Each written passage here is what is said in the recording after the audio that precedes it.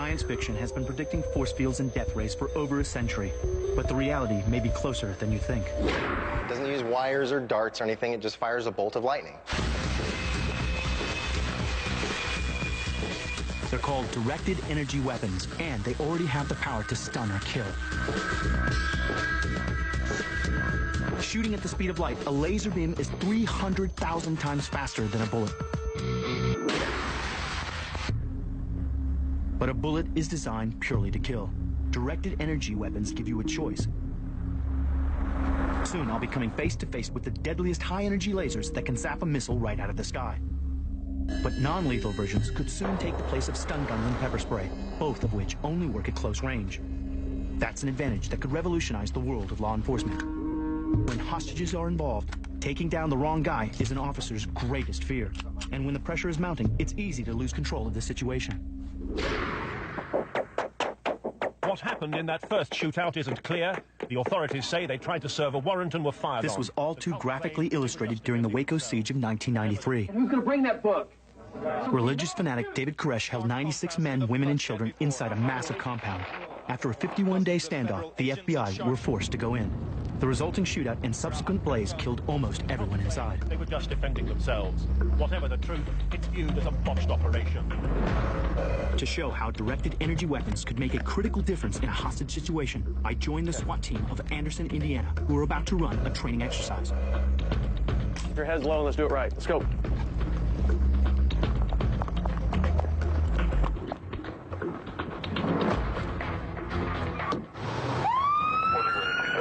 $27840, go ahead. We have a hostage situation at the old engineering building. We've got 2 white male suspects involved. On the first run through, the team is armed with the kind of weapons I'm used to. Standard issue handguns and assault rifles. As soon as we arrive at the operational area, Chief of Police Mike Reed briefs us on the situation. All right, guys, listen, the situation's in the south end of the building. 2 men are holding a young woman hostage. As far as we know, we've got 1 handgun and possibly a long gun involved. All right, guys, form up. The task we face is daunting. The building is huge. It's 250,000 square feet with dozens and dozens of rooms, long corridors, hundreds of doors, and potential exits. We know the hostage might already be injured, so there's no time to wait for backup. And that means a small number of officers have to secure a very large area. Every doorway or corridor represents a risk, and every last man is needed. So what's the tactical situation here? Right now we've got a very large room we have to cover. I had to build 2 guys off for security. One guy has got a hallway to keep our backs, and another guy's got to watch 2 doors where suspects could come out of, which could make it very dangerous. One man is forced into the very difficult situation of attempting to cover 2 exits at the same time, and that could result in a fatal mistake being made.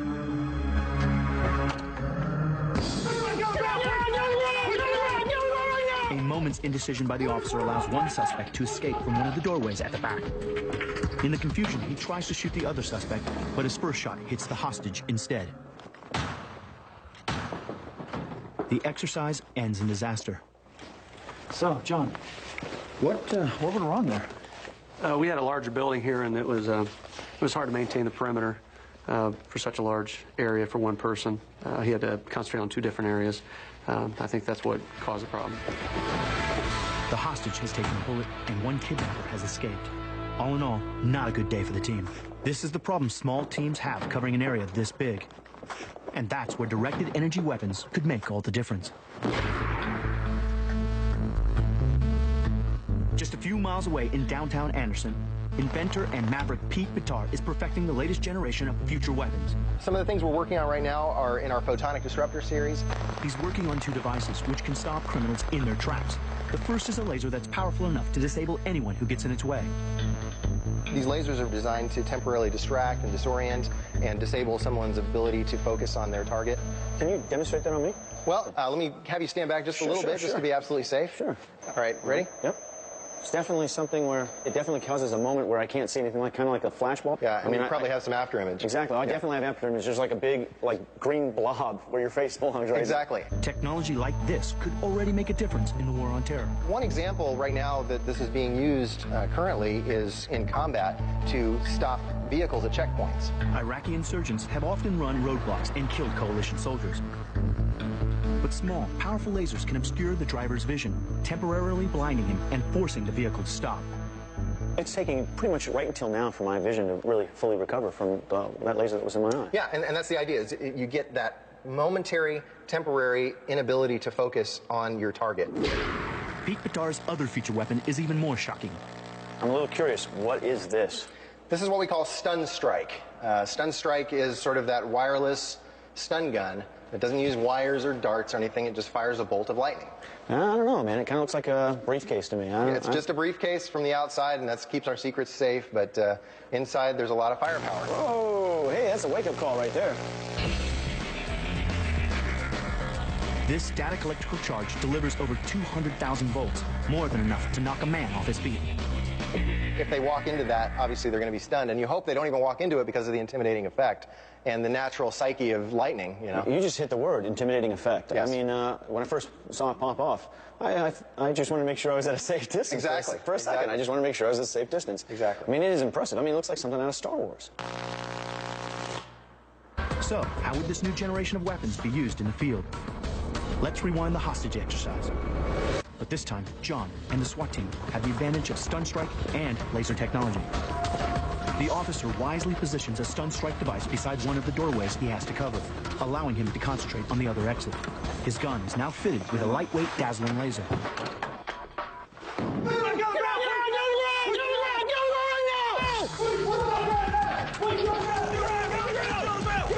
The stun strike zaps the first suspect as he tries to exit the doorway. At the same instant, the officer fires his laser at the other suspect and hostage. Both devices buy the SWAT team vital seconds as they gain control of the situation without any casualties. Why did that work? That one worked, I think, a lot better because the officer that was guarding the two doors had one less thing to do. He just guarded one door, and the other device guarded the second door. How do you see this technology working in law enforcement in the future? I think it would be one less place that an officer has to be concerned about, and it would reduce the stress. Next, I face the LRAD. It's louder than a jet engine. That is very, very loud. And it's already seen action in Iraq. It's like having bullets where you have a volume control.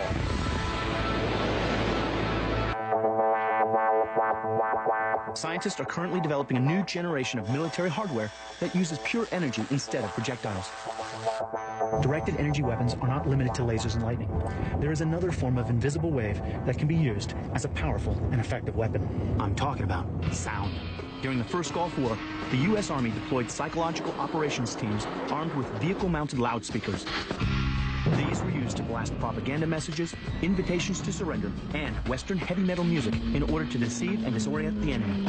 They even played the sounds of armored vehicles and helicopters to create ghost battalions out of thin air.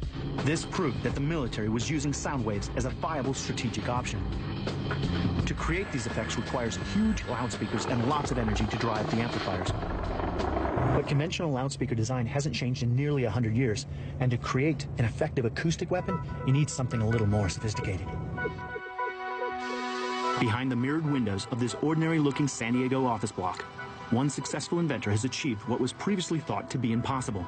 He's designed the world's first truly directional combat loudspeaker. When I was a kid, I think I was in high school before I saw my first TV set. So what there was sound. Woody Norris has spent more than 30 years building and patenting hundreds of hugely successful ideas. I thought up my first invention kind of as a joke, and then after coming up with the idea, I thought, well, this maybe isn't a joke, maybe this will work. Woody's breakthrough was to realize that if sound waves could be focused in the same way as rays of light, it would open up a whole new world of possibilities. What if you turn on a light bulb and the light just went everywhere, like the original Edison light bulb did? What good is that? Well, it lights you up in the dark, but you wouldn't have things like movies. You got to project it, focus it, shine it in a direction. That's controlling and projecting light. I thought, well, geez, we got to be able to do that with sound.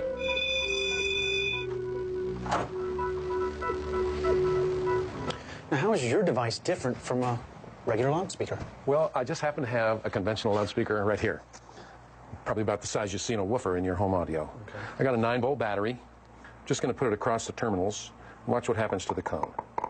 If I do this, Doesn't matter which way I turn, I can still hear it. you hear the sound. Now, hypersonic sound is totally different.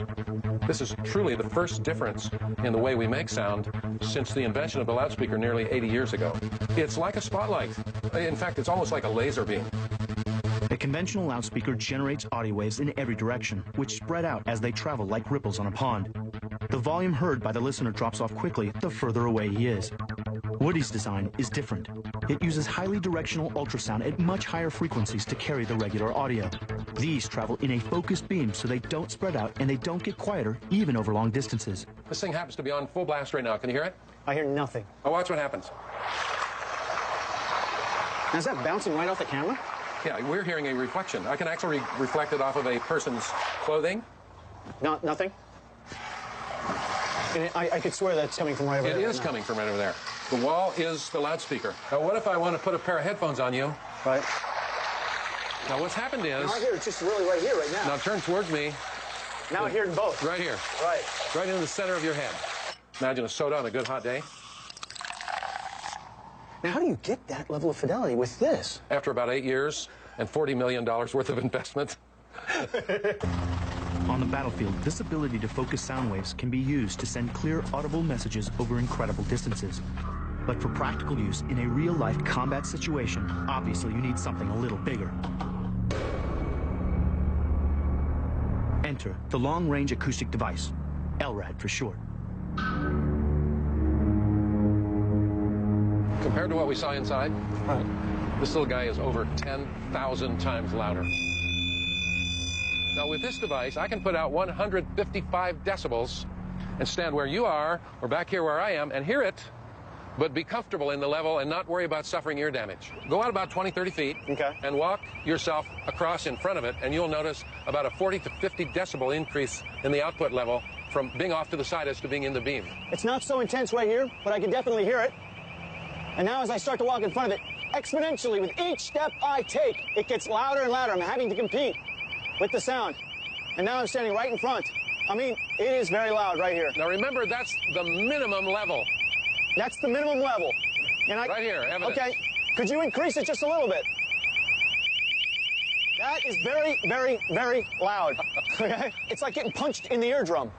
Really, right. it's like a laser pinpoint toward my eardrum. The reaction we've had from test groups that we've used with this product is that it's like putting on handcuffs. Right. You drop what you've got and you cup your ears. A chilling example of how the LRAD could have saved lives took place on October 12th in the year 2000. A small boat loaded with explosives approached the battleship USS Cole while it was refueling in the Middle East. The guards on the deck were prevented from opening fire by the ship's rules of engagement. When that happened, there were 50 sailors on deck with M16 rifles.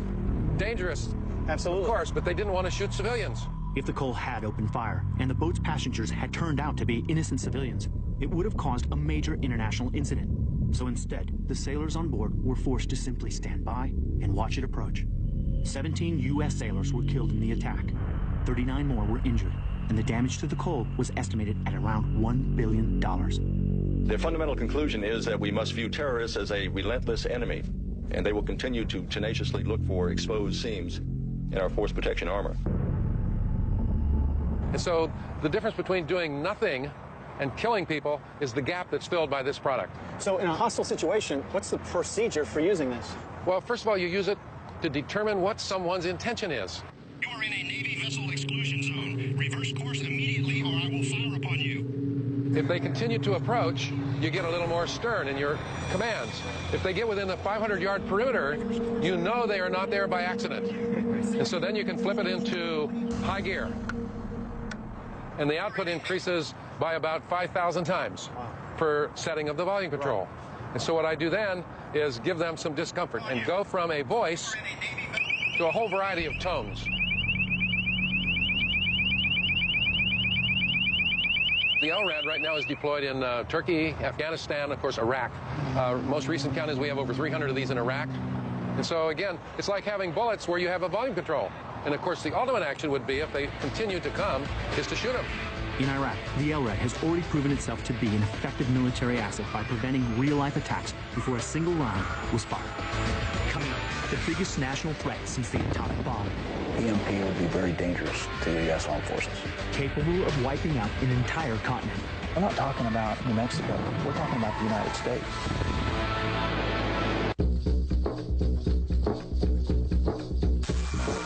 Directed energy weapons like lasers and acoustic devices are effective because they focus all their energy onto a single spot. H minus 10 seconds. 9, 8, 7.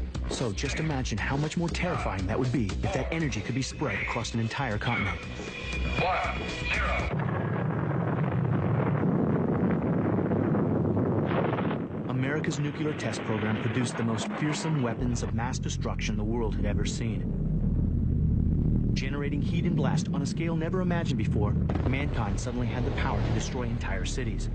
This terrifying spectacle was so overwhelming that one side effect of these tests was almost overlooked: the electromagnetic pulse. When we first tested nuclear weapons before Hiroshima, we tested some in the Pacific, about maybe 1,000 miles from Hawaii. But the electromagnetic energy that generated carried all the way to Hawaii and actually blew out electric street lights and red and green signal lights in Hawaii. They had discovered EMP, an invisible pulse from a nuclear blast that completely and permanently destroys electronic equipment over massive distances. The military quickly realized how vulnerable it was and took steps to protect itself. During the Cold War, we were very concerned about EMP because of the byproducts of a nuclear attack. And I mean a tactical nuclear attack on the battlefield. We went to great lengths to harden ourselves against EMP. Since the Cold War, that's not such a big criteria. When the Cold War ended, the threat of nuclear attack disappeared and EMP ceased to be a concern. We surrounded ourselves with even more sophisticated technology, and gradually we became increasingly dependent on the systems we created. Transport, finance, electricity, communications, everything relies on a hidden network of millions of microchips, each one silently working for us. Like it or not, today, there's no going back. Think about it. You buy a cup of coffee. The guy who sells the coffee gets the grains from a supplier, who has them delivered by truck from a warehouse. It's all connected. So what happens when suddenly, without warning, the connection is broken? And the machine just stops. The lights are out in a huge and history-making blackout. People are without water and... What's going on? In August 2003, when the power shut off along the east coast of America and Canada, unprecedented chaos broke out. It'll be okay, honey. It'll be all right. Major cities like New York were brought to a standstill. Thousands were trapped in subway tunnels, while road traffic became instantly gridlocked. But things could have been much worse. Vehicles may have been at a standstill, but at least they worked. Mobile phones and police radios weren't affected. Once the power came back on, things quickly returned to normal. An EMP attack would make these events almost seem trivial. The technology already exists to build a weapon that could bring a country like the United States to its knees. A weapon so powerful, it could completely obliterate an entire infrastructure. To find out more, I have to make my way to one of the most isolated and remote locations in the United States. It's also where the story of EMP began. Up ahead is the largest military installation in the United States, with over 3,000 square miles of testing ground. The base first came to prominence in 1945 with the explosion of the world's first atomic bomb. Our need is pressing for a nearby test site. This is called Ground Zero. Back then, the work concentrated on trying to perfect the ultimate nuclear weapon. Today, ironically, it's all about defending ourselves against it. And as you might expect, there are some humdingers in the way of gadgets. The equipment might have changed a little, but White Sands is still researching the effects of a nuclear blast. It may not look it, but in a way, this is the modern equivalent of an atomic bomb. What is this device? What's this thing do? This is an EMP simulator. We use this facility here to simulate the effects of a high-altitude nuclear explosion. It doesn't produce a mushroom cloud or nuclear fallout, but this device plays a vital role in preparing America's defense force against the unthinkable. The military uses this testing facility for what? Currently, we test all Army systems here. Our commanders need to know that in the event of a nuclear detonation on the battlefield, that they'll still be able to operate. But the modern military relies heavily on ultra-high-tech systems. Is it really ready for an EMP attack? EMP would be very dangerous to the U.S. Armed Forces. General Wayne Downing was in charge of the U.S. Special Operations Command. Because we are a highly technological force, we use sophisticated electronic gear. You know, you've got sensors, you've got communications devices, you've got computers. The battlefield is the ultimate system. And if today's military hardware was suddenly wiped out, our only short-term line of defense would be to go back to basics. Which means we'd have to dust off our lensatic compasses and our maps. And that's why when we train today, you've still got to train under conditions without your technology. EMP could cause us a lot of heartache. After the break, I see for myself what EMP can do. And then I put myself directly in the firing line.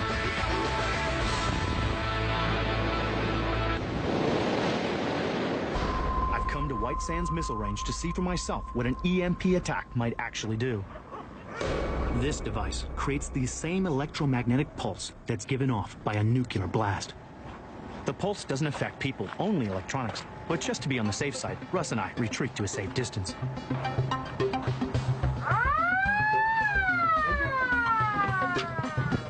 Touching in the area, will now fire the UV pulsar charging. 10. This remote control helicopter is about to fly through an electric discharge of close to 1,000,000 volts. 5. And yet the most sinister thing about it 3.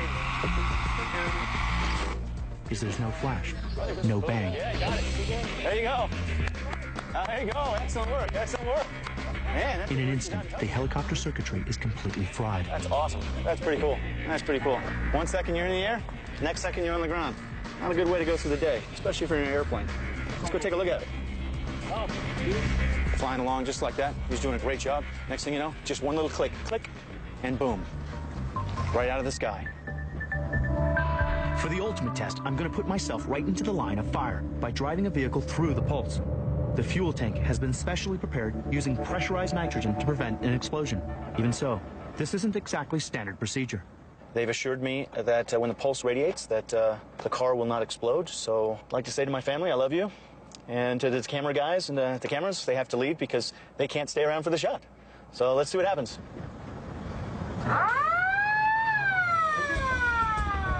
Touching in the area, will now fire the UV pulsar charging.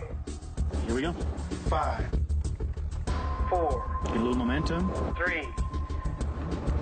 2. 1. I'm still alive. The car isn't. The car is officially dead. I heard the click of the switch. The pulse came through, fried out the electronics as far as the starter switch. But there's still battery power. That's why the windows still work. They run basically very simply. You've got some lights on the dash, but when you try to go to the ignition, nothing really there. It just dies. So an EM pulse from this facility can take out electronics from within a 50-foot radius. But what would be the extent of an actual E-bomb attack? If a nuclear event is set off at the right distance above the ground, it can take out an entire area. So we're not talking about New Mexico. We're talking about the United States. The kind of nuclear device that could do that sort of damage is designed to produce very little heat or blast. Instead, it creates a huge pulse of radio waves which sweep through long cables, frying delicate components forever. What do you think would happen in the first 24 hours of an attack? The word that comes to mind is chaos. And Fred Levian ought to know. A retired naval commander, he is now one of the world's leading authorities on directed energy weapons. As an advisor to Congress, he has sworn to secrecy on much of this information. But even he doesn't know who might possess this kind of device. Well, the Russians have been known to have built some directed energy weapons, microwave weapons, that are the size of a beer can. Yeah, and they're portable, and we don't know how many have been loose. The Russians have had a terrible time keeping track of their nuclear weapons and directed energy weapons. So we're not sure whether some of them have been stolen or whether they've been sold. So it's very difficult to have an accurate picture of what's available. What would you have to do to be able to build a system like that? Have brains and money. Really? Yeah, it's as simple as that. Brains and money are no object to the terrorist. And 9/11 showed just how far they're prepared to go. How would a terrorist use an E-bomb or an E-impulse? For example, he could do it around an airport and wipe out all the equipment that the airport used to keep planes in the air and guided. Then you've got these thousands of airplanes in the air, which are essentially flying blind. They don't know where they're located anymore. They don't know where to land. They might fly until they run out of fuel and crash. That would be probably one of the most immediate catastrophes.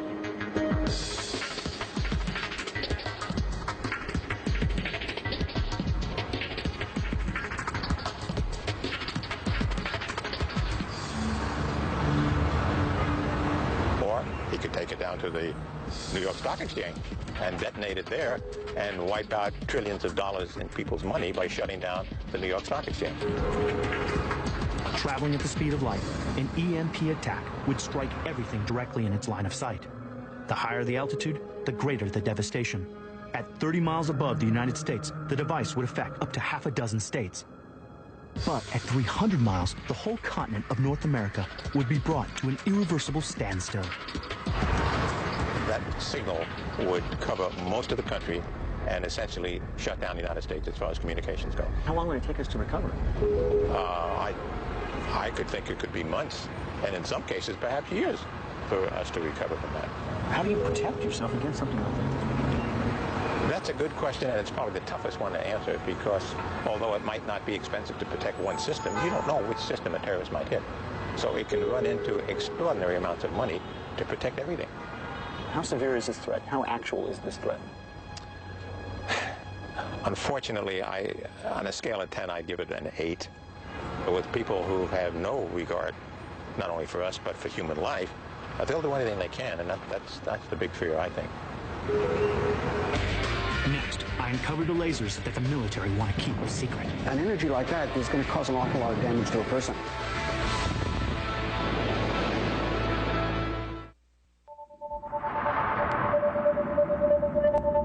With weapons that move at the speed of light, there's no warning. Imagine you're a soldier, and you look left to see your buddy all of a sudden spontaneously combust. Then all the vehicles around you, tanks, supply trucks, artillery shells, all erupt without an enemy in sight and all in the blink of an eye.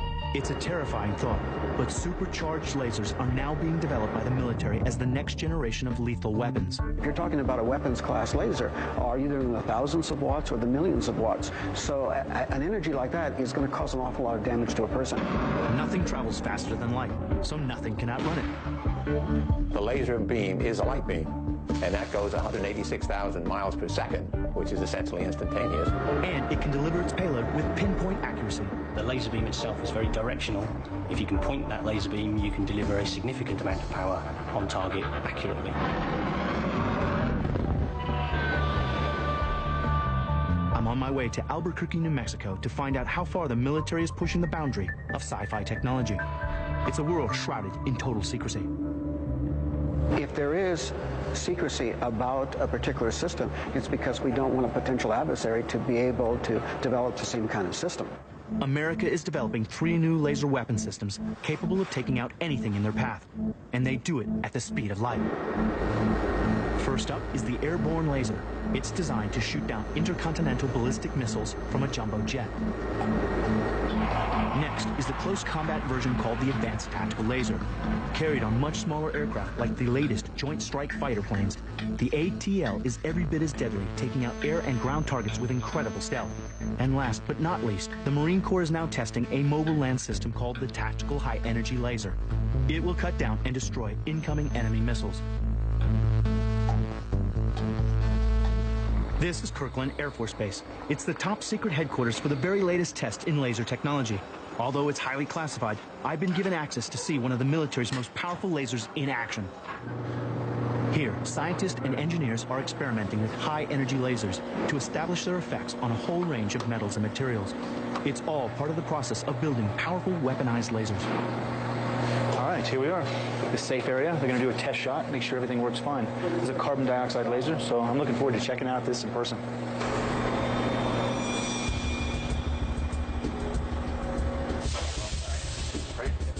This is one of the military's largest solid-state lasers, capable of delivering around 45 kilowatts of energy.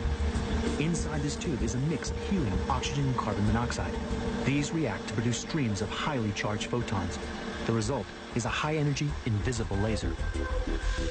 In a matter of seconds, it can vaporize material like this sheet of plexiglass. But creating destructive power like this requires energy. A lot of energy. Just for these two lasers alone, we have an entire room dedicated to the electricity output for these lasers themselves. It takes a lot of power, it takes a lot of gases, it takes an entire vacuum system. There's lots and lots of components to running these lasers themselves. Even so, scientists have now managed to fit a modified version of this system into a 747 aircraft. Okay, it does require the use of several truck-sized vats of highly toxic chemicals, but it works. Supercharged lethal lasers are here now. They're designed to take out missiles, satellites, even command and control systems with deadly precision. And that's just barely what the military will talk about. Now the race is on to get this technology onto the battlefield. The Pentagon has already launched a multi-billion-dollar initiative to create a 100-kilowatt laser for tactical missions on land, at sea, and in the air. That sort of firepower would represent a quantum leap in military hardware. So it's hardly surprising that they want to keep the details a secret. But coming up, I bring you a preview of how these lethal weapons work on the battlefield. So all you have to do is hit the body of that tank, and then it explodes from the inside out.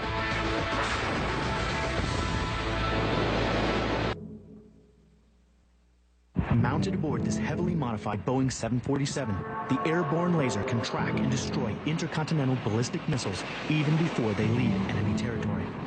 To be effective, its highly charged lasers have to work over incredible distances. The exact range is not something that is releasable, but we do admit that it's in the hundreds of kilometers. Rick Garcia was the Director of Public Affairs for the ABL project.